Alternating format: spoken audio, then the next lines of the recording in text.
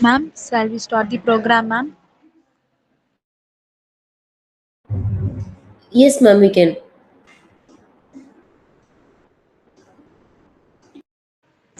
Good evening, everyone. It is my pleasure to welcome you all to the training course on effective research paper writing organized by LKP Academy. We are happy to have Ms. or Jeromy ma'am, Assistant Professor, Department of Computer Science, Cybersecurity, SRM Institute of Science and Technology, Chennai, as our resource person for today's session. We warmly welcome you, ma'am, and now invite Ms. Jeromy ma'am to behind this session. Welcome, ma'am. Thank you. Thank you so much for the warm introduction, ma'am. Let me share my screen. Okay, ma'am.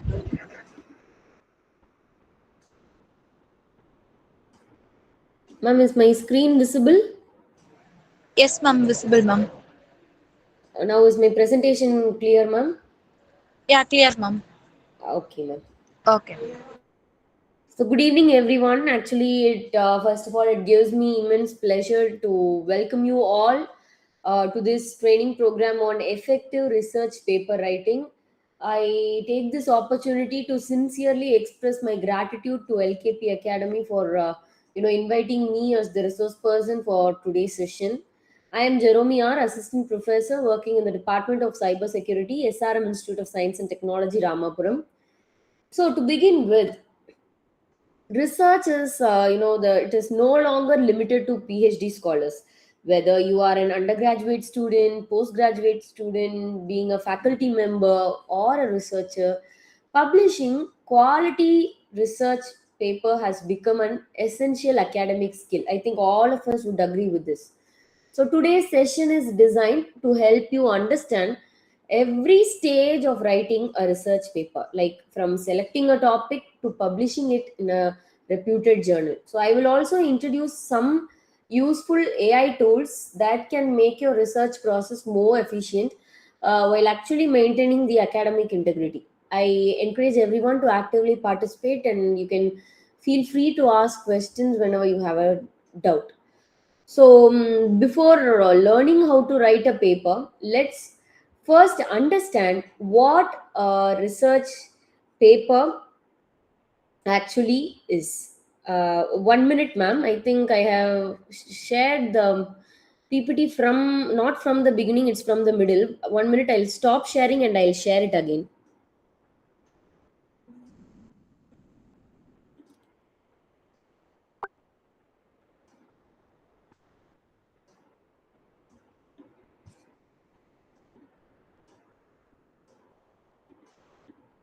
Sorry for the interruption. Okay, fine. So, we'll begin.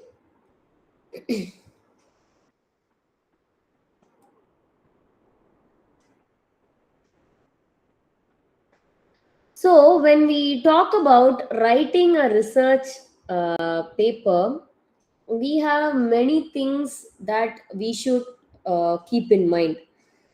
The first thing, like take talking about the script. So, the script plays a vital role. Am I right? So, whenever you are focusing on on writing a research article, you should initially start with creating an relevant script. Is my PPT visible? I think I get SMS reporting that my PPT is not visible. Ma'am, is my PPT visible?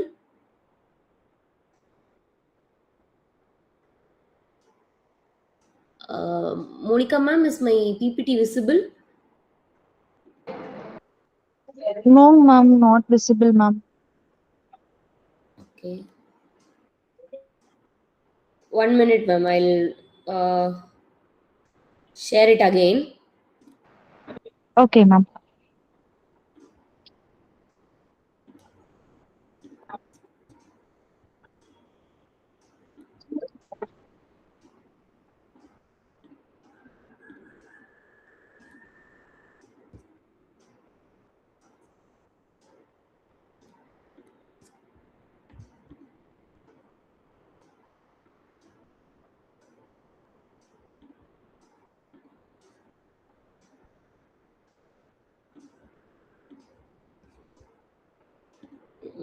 Is it visible now, ma'am?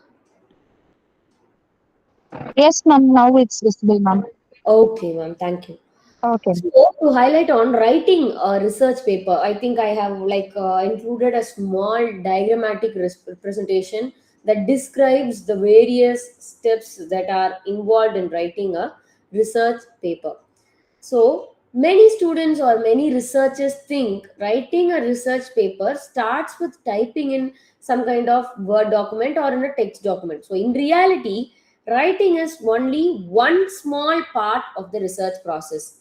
So a research paper follows a systematic workflow.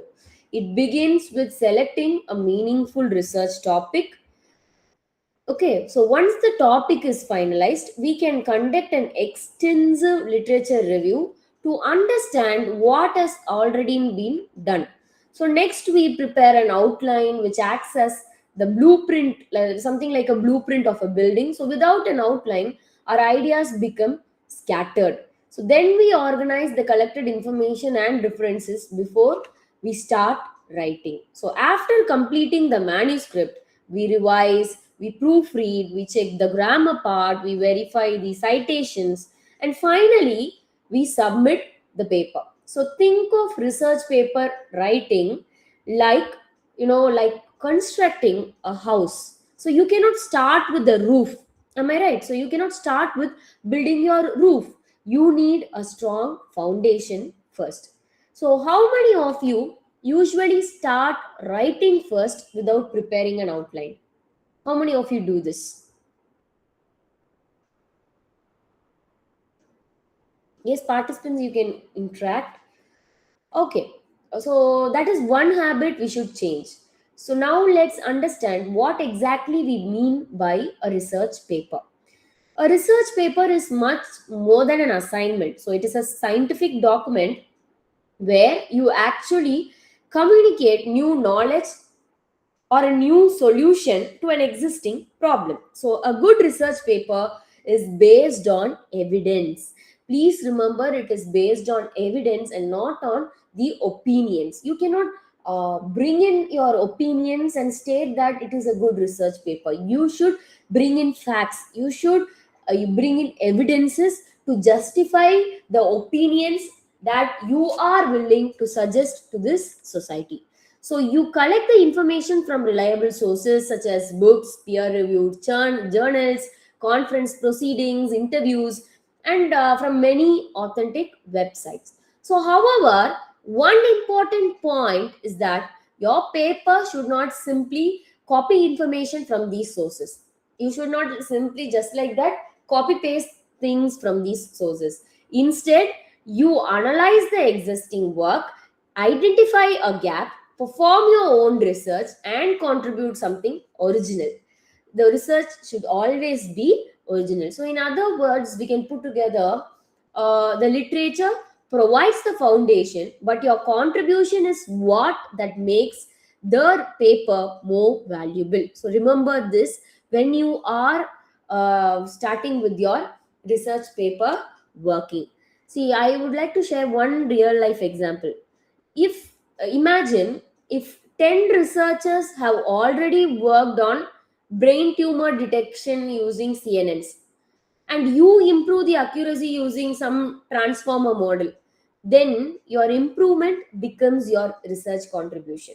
So the knowledge is already been shared by someone else's work, but what you are doing, you are adding on to it. You are bringing out something else by contributing your own knowledge to it. So that's how research work. But why should we invest so much effort into writing research paper? Or this question arises. Am I right? Why should a human being invest so much time, so much effort into writing a research paper? So let's see. Why should we?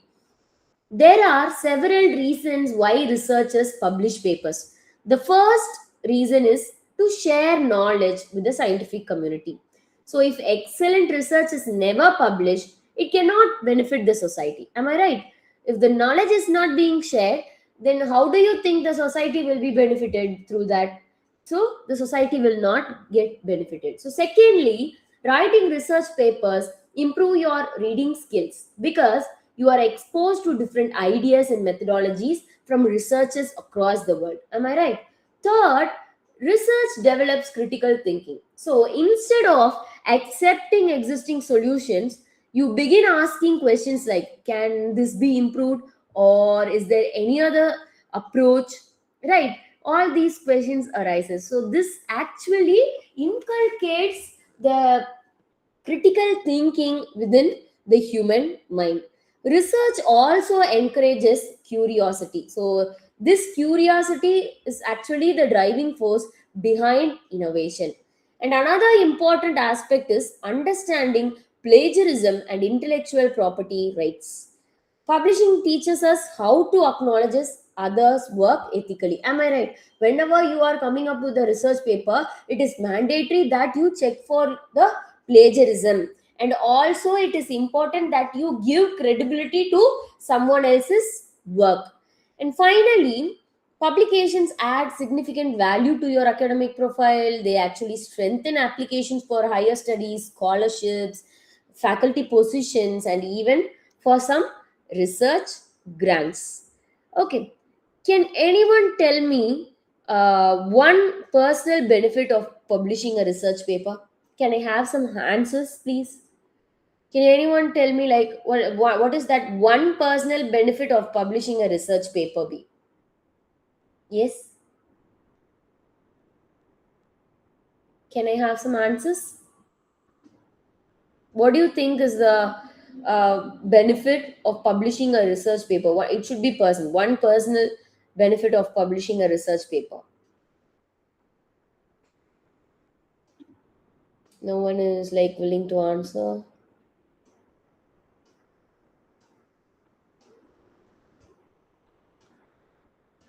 Okay, this would be good, like if you kind of interact more, because it becomes a very monotonous talk if only I am being communicated. Fine. So now that we are going to understand the importance of research, we'll begin how to actually start. So this is one of the biggest question every researcher asks. Correct? Where should I actually start? The answer is very simple. Start with a focused research problem. Okay, so start with a focused research problem. Avoid choosing broader topics like artificial intelligence or cybersecurity or machine learning, something like that. Instead, narrow it down to a specific problem. For example, instead of saying machine learning in healthcare, you could actually choose vision transformer based early brain tumor detection using MRI images. So we are going in specific rather than choosing a very broader topic, very broader aspect. We are narrowing down the problem statement. And once your topic is finalized, perform a comprehensive literature review. How can you perform this comprehensive literature review? You can read recent journal papers, conference proceedings, and review articles. So don't depend only on the Google search results. So after understanding the existing work, start preparing a clear outline. So think of the outline as the roadmap for your paper. So your introduction should explain the problem, the body should describe your proposed solution, finally your conclusion should summarize your contribution. So after writing, revise your manuscript multiple times, check for grammar mistakes, spelling mistakes, sentence flow, and also the formatting. So before submission, ask your supervisor or even a colleague to review your paper. So a fresh pair of eyes often catches mistakes, so that we overlook. Okay, so always look for the peers and ask them to identify some mistakes that they can identify that in your research work.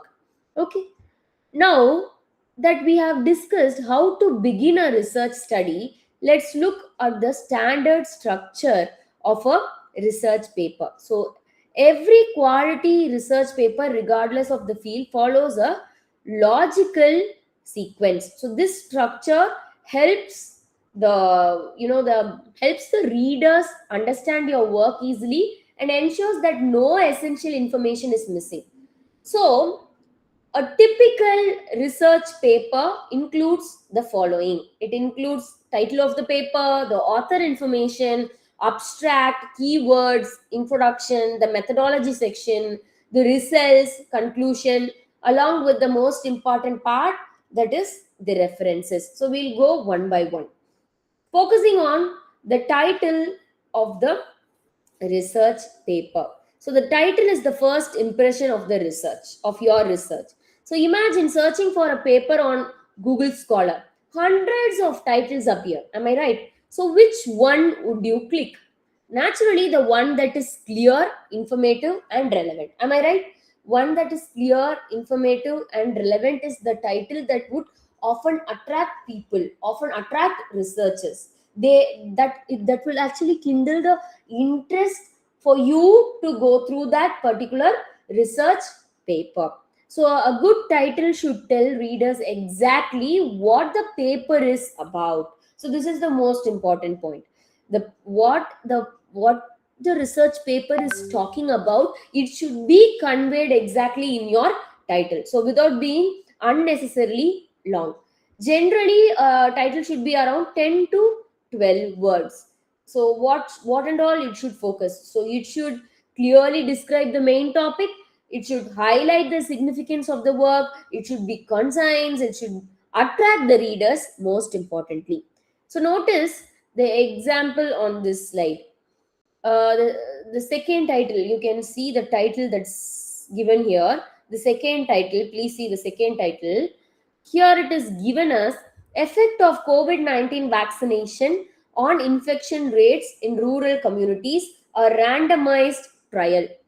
Is much better because it tells us what is being studied, who is being studied, how it is being studied. Whereas you check the first title, COVID-19 vaccination of children, a randomized trial. What do you actually expect from it? What do you actually understand? There is no clear reflection of what your research paper conveys. But the second title is well framed, it is brief enough to explain what your research paper is actually talking about. So this is about your title framing. So once it's done, we are moving on to the next. We have this author information. So many people think author order doesn't matter. Actually, in research publishing, the order of authors carries significant meaning. Remember this. Okay? Typically, the first author is the person who has contributed the most to the research, and it's often the corresponding author responsible for communication with the journal. So, the last author is usually the research supervisor or the principal investigator.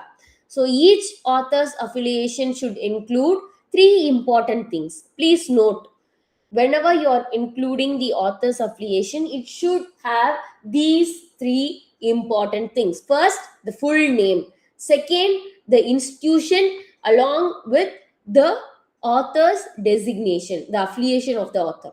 Third, the official email address. Most of you miss to include this email address. Email address is very important because through that email address only you will get your journal communications. Notice that we do not include unnecessary details such as mobile numbers or unwanted information. Mobile numbers are not needed. Unnecessary informations can be neglected. Is that clear? So before submitting any paper, ensure that all authors have reviewed the manuscript and agreed on the author order. Okay, irrespective of their opinion or irrespective of their permission, you cannot just like that change the author's order. So changing the authorship after submission can create ethical and administrative issues. So remember, authorship is not a reward. It reflects genuine contribution to the research. Okay. So next, we'll move on to the abstract part. So if I had to identify the single most important section of a research paper, I would probably choose the abstract. You might ask me why. Because I think it determines whether someone will continue reading your paper. Am I right? So, as soon as you read the title, the initial part of your paper reflects the abstract. Am I, am I right? So, the abstract is like a movie trailer. It provides a concise summary of your entire study. So, it should briefly answer four important questions, like what problem did you address, why was the study conducted, what methodology did you use, what were the key findings. So one common mistake is writing the abstract first. Instead, always write the abstract after completing the entire manuscript. So this is one of my suggestions, you can make a note of it. So often what we do is we write the abstract first. So instead, what I would suggest is always write the abstract after completing the entire manuscript. That way it accurately reflects your work. Only when your work is complete, you can actually summarize your entire work and bring it under one passage or this number of words under an abstract. Am I right? So my suggestion is you can always go for writing an abstract after completing the entire manuscript. So most journals expect the abstract to be within 250 words. So written as a single paragraph and usually without citations. So this is the normal format of writing an abstract. Remember, many researchers read only the title and abstract before deciding whether to download the full paper. So this section deserves extra attention. Am I clear? So we are moving on to the next part, that is the keywords. So keywords may seem like a small section, but they play a major role in increasing the visibility of your paper. How do you think that keywords actually play a major role in increasing the visibility of your paper? See, what happens is when researchers search databases such as Google Scholar, Scopus, or Web of Science, these databases use keywords to identify relevant papers. That means your keywords directly influence whether your paper appears in search results. So, good keywords should represent the main content of your paper. It should be more specific rather than generic. It should match the terminology commonly used in your research field. For example, see if your research is on brain tumor classification, instead of using only artificial intelligence, choose more specific keywords such as brain tumor detection, the vision transformer model, MRI images, medical image analysis, deep learning. So all these keywords would actually elevate your work. Okay, it captivates the eyes of the researchers in some common platforms when it is being posted. So avoid using very broad words because they reduce the discoverability of your paper. So select appropriate keywords, increase the chances of your work reaching the right audience and receiving more citations. Now that we have completed the opening sections of the paper, let's move to the introduction part. So the section where you convince reader that your research problem is important. Okay, so this is one of the most important sessions of the research paper, the introduction part. Many people think the introduction is simply about introducing the topic. Actually, its purpose is much bigger. The introduction should answer one important question: why should anyone care about this research? So, the introduction part should actually pave way to answer this question. What is that question? Why should anyone care about this research? Okay, so a good a good introduction should gradually take the reader from a broad concept to your specific research problem. Think of it like an inverted pyramid. Okay, think of it like an inverted pyramid. Start with a general background, then explain the current situation, present the existing solutions, identify the research gap, finally state your objectives and contribution. For example, suppose my research is on brain tumor detection. I would simply begin by discussing the importance of early diagnosis, Then I would explain the existing AI technologies or techniques such as CNNs. Next, I would mention their limitations. For example, difficulty in capturing long range dependency. This is one of the limitations or difficulties that have with this problem statement. Finally, I would introduce my proposed vision transformer model and explain why it addresses these limitations. So, one mistake many beginners make is writing a very long history of the topic. Remember, the introduction is not a textbook chapter. So every paragraph should move the reader closer to your research problem. This is one thing that you should keep in mind when you are writing a introduction part. So I usually recommend writing the introduction in 4 or 5 paragraphs. Fine. So these 4 or 5 paragraphs should include the background work, the existing work, the research gap, the objectives, and the paper organization. Is that clear? Okay. So now we are moving on to the literature review. So the literature review is one of the most misunderstood sections of research writing. You might ask, why do you actually call it as a misunderstood section? Because many researchers believe it means summarizing 10 or 20 papers. That's actually wrong. That is not a literature review. Literature review doesn't mean summarizing 10 or 20 research papers together. A literature review is actually a critical analysis of previous research. So, your goal is to answer questions such as what methods have already been proposed, what data sets were used, what are their strengths, what are their limitations. Okay, suppose paper A achieves 92% accuracy, and imagine paper B achieves 95% accuracy. Paper C achieves 97% accuracy. Don't stop there. Ask yourself, why are the results different? Which algorithm performs better?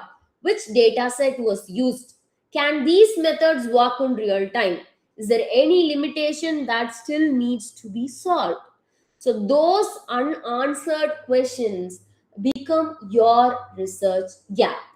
So, a strong literature review shows that you understand the field thoroughly and that your proposed work has a genuine purpose. So, my suggestion is that don't review papers one by one, instead, compare them. So, create comparison tables based on the methodology, data set, accuracy, limitation, and the future scope. So, this comparison would do miracles, would help you with lot of stuffs. So the methodology, moving on to the methodology, it acts as the backbone of your research paper. So this section explains exactly how you carried out your research. It puts answer to all how type of questions. So if another researcher want to reproduce your work, the methodology should provide sufficient details. So I would say that a good methodology generally includes data set collection, pre-processing, proposed algorithm, and experimental setup, evolution metrics. So if you are proposing a new method, you should clearly explain why is the new method needed, what limitation of the existing models does it overcome, how is it different from previous work. Remember, reviewers should never be left guessing about your experimental procedure. You should be clear with this. See, for example, if I propose a hybrid vision transfer model, I must explain why I chose that model instead of CNN or ResNet. Okay, now moving on to the next, we have the tables and the figures. See, research is not only about obtaining results, it is also about presenting them more efficiently and effectively. Tables and figures help readers understand your findings quickly. So, use tables when presenting exact numerical values such as accuracy, precision, recall, data sets, or any kind of demographic informations. Okay, is that clear?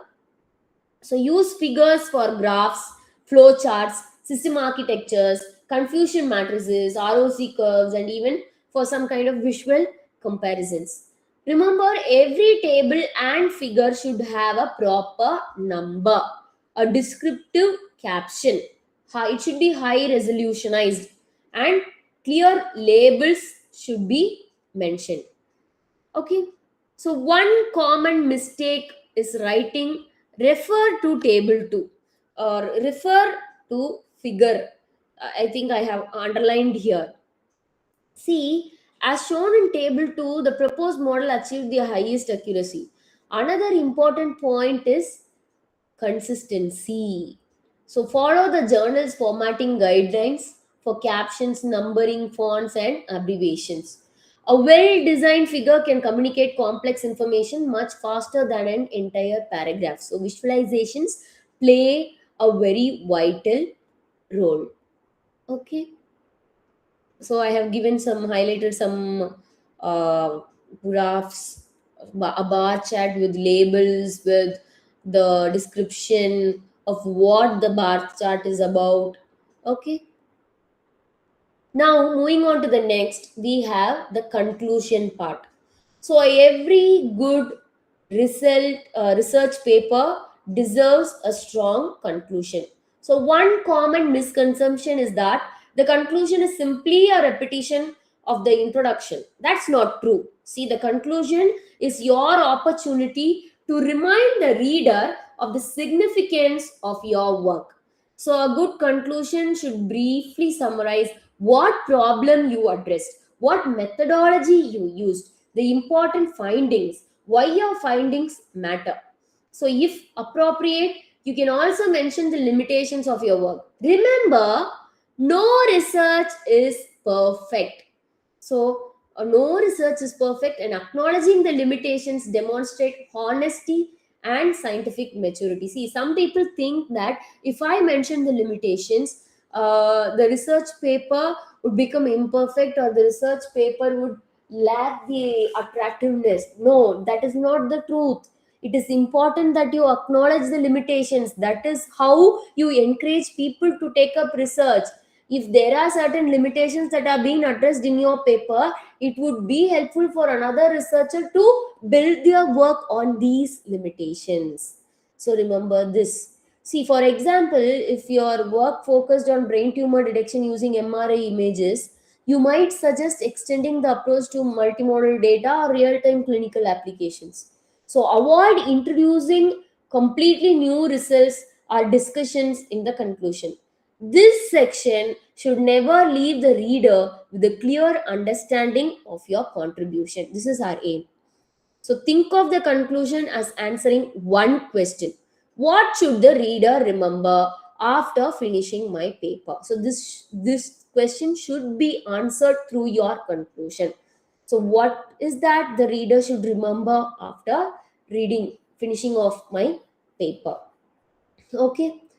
Next, last but not the least, we have the references. So, references are not just a formality, they are an essential part of academic integrity. So, whenever we use someone else's ideas, methods, or findings, we must acknowledge them appropriately.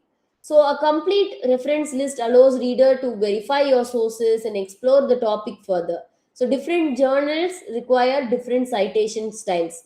Two of the most common styles are APA style and IEEE referencing style. American Theological and sorry Association style, and we have this IEEE referencing style. So when talking about APA is widely used in computer science, social sciences, and management, whereas IEEE is commonly used in engineering and technology publications. Notice the difference. See, when it comes to APA, the author name appears within the text. Okay, for example, Michel and Baker, 2005, it's reported. So in IEEE, references are actually numbered. I think you would have clearly identified the difference. References are actually numbered. So one important advice from my side is never format references manually if your paper has many citations. Instead, make use of reference management softwares. We have many reference management softwares. I suggest you to make use of anyone without actually you being manually including the references, because if there are so many and so many of citations in your paper, it is not a good act that you manually include the references. Instead, you can go use these reference management softwares.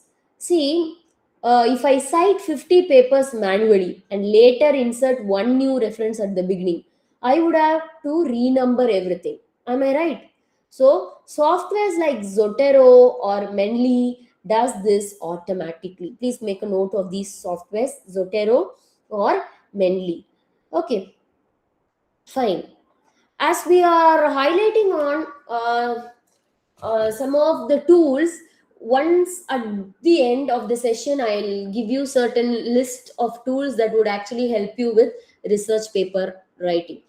Okay, so tools for research paper presentation. So for manuscript writing, we commonly have this use this Microsoft Word, LibreOffice Writer, LaTeX. For grammar and language improvement, we make use of this Grammarly.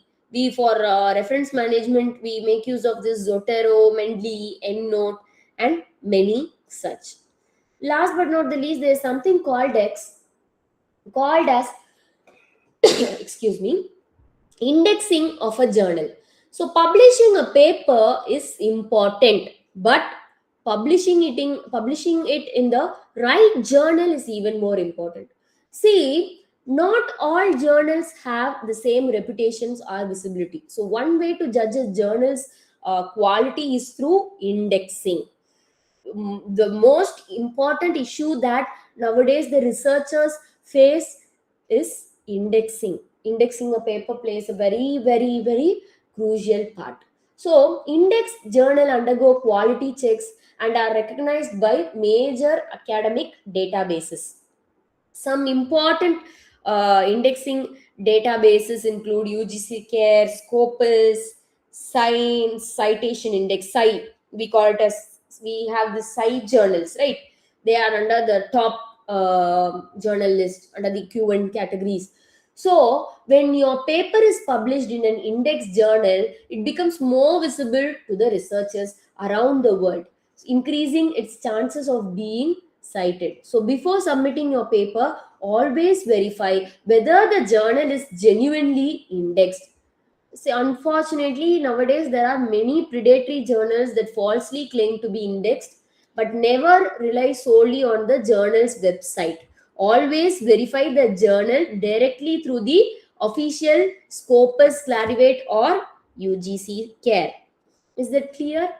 Don't just simply look into the journal's web page. Instead, you can go to the official Scopus Clarivate or UGC Care portals and check. And some of the top publishers are listed here. Okay, and one more advice is, if someone promises publication within 2 or 3 days after paying a fee, that should immediately raise a red flag. Okay, quality peer review actually takes time. Publishing is not magic. Publishing is not like cooking a cup of noodles. It's not like that. It takes time.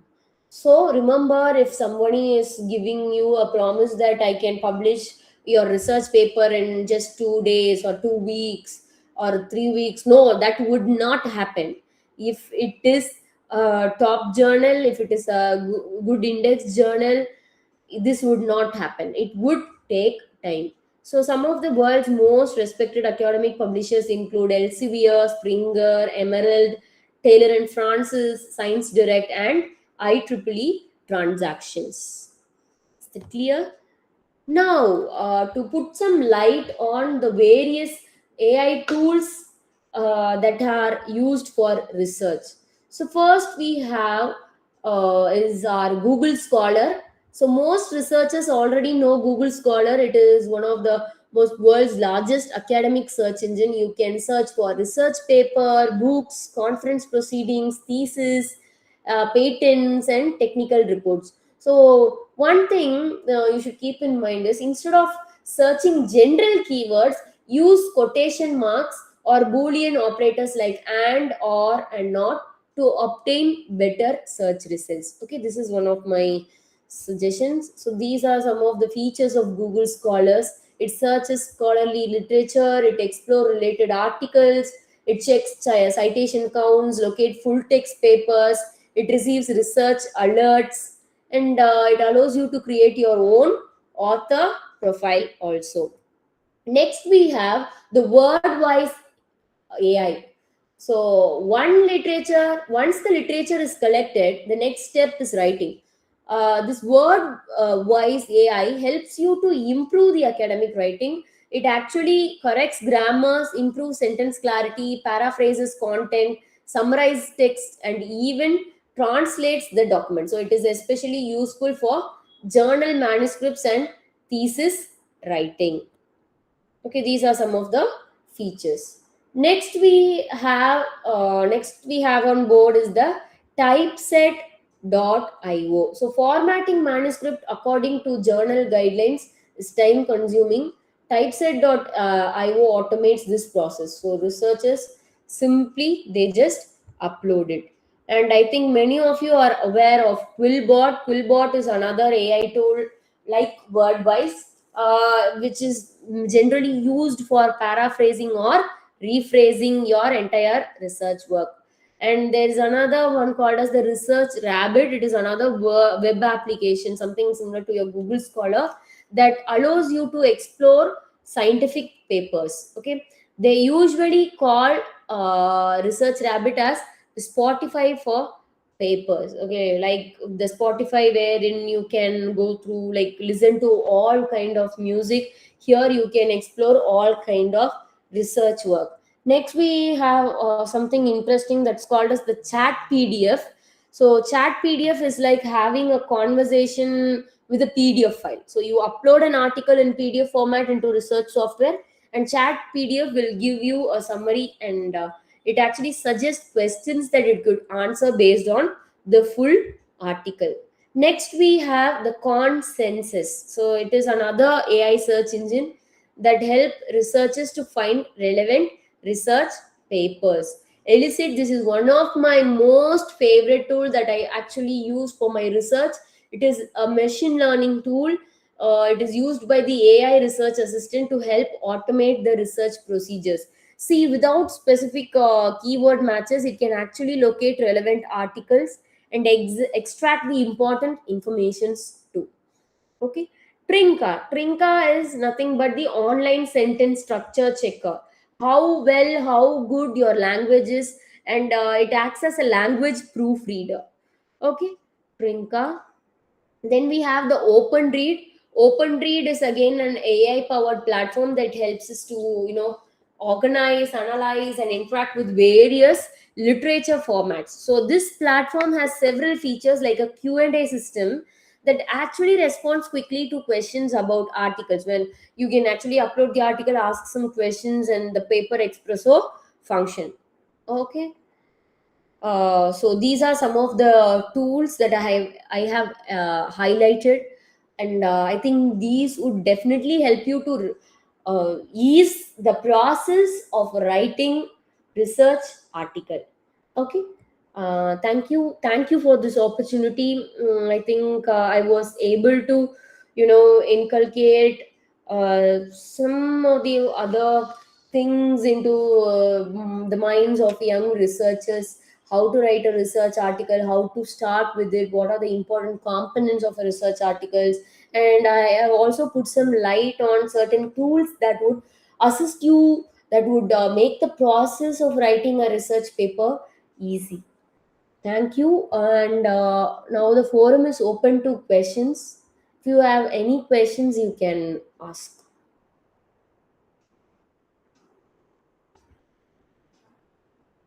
You can put it in the chat box.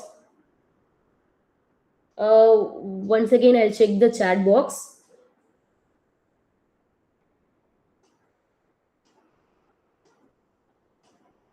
Okay, there's a question.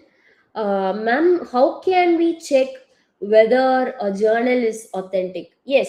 So you have to keep certain things in mind. How can you check? So first start with verifying the publisher. So check if the journal is published by a recognized academic publisher or professional society. Then check the indexing. Verify whether the journal is indexed in the database that it claims. Like search directly on the official website of Scopus. Go to Scopus, go to the Scopus search dashboard, search for the journal name. You would get relevant information about it. Check the ISSN.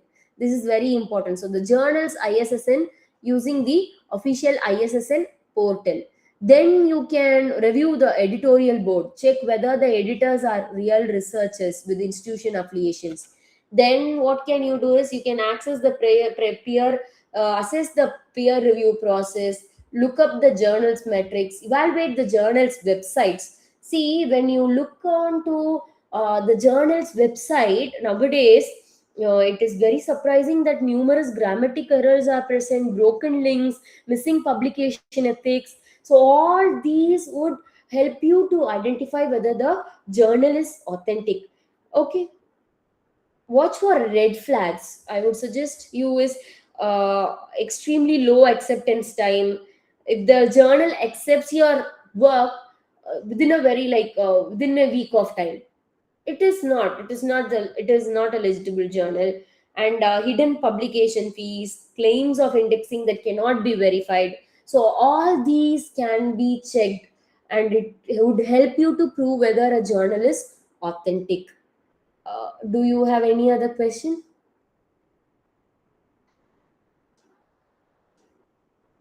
Yes, any other question?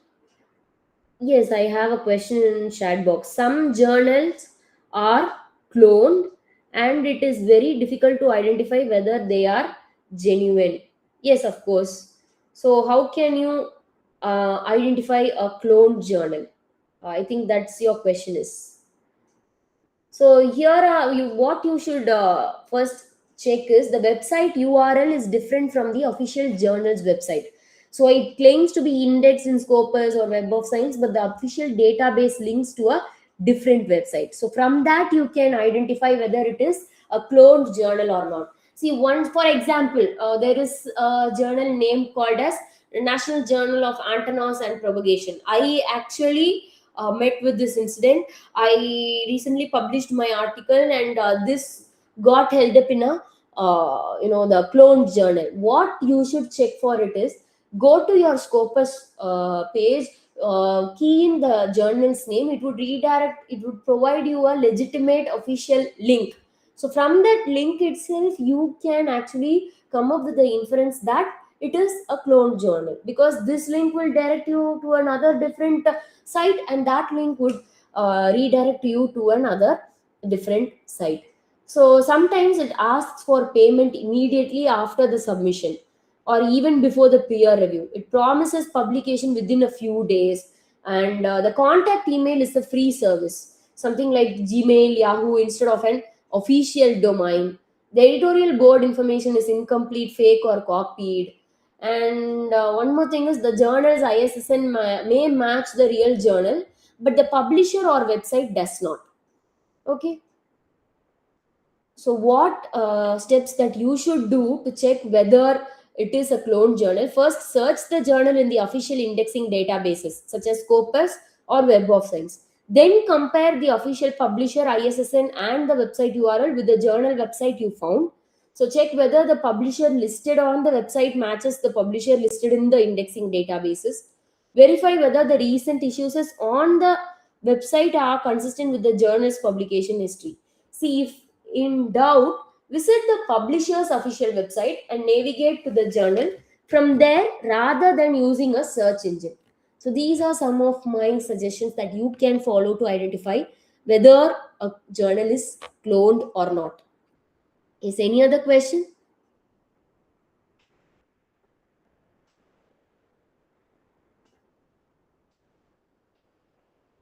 I think I have a question.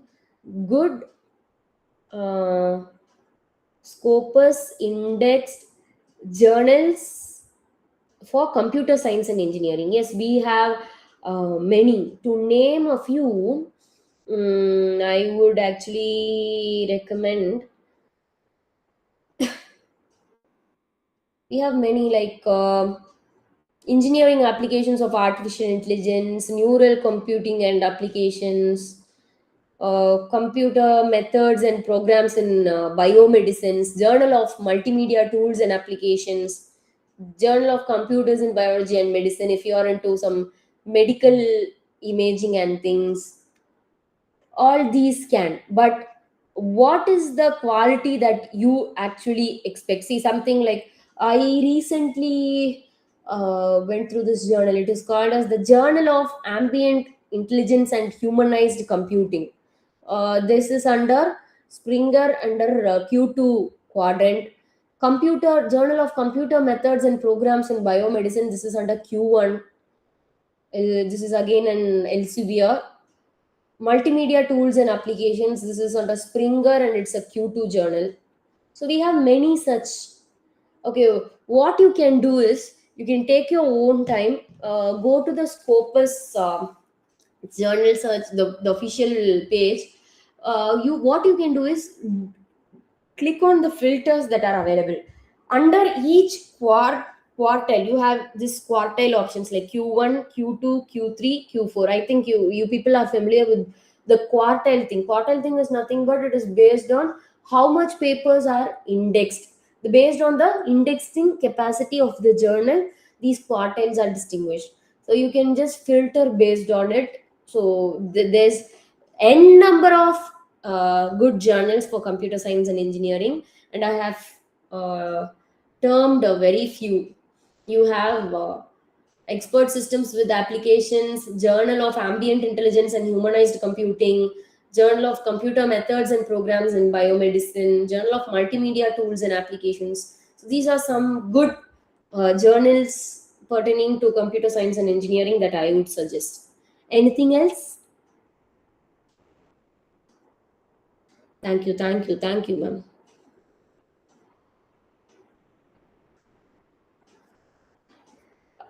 Is there any questions to answer? Do you like have any questions? Please come forward.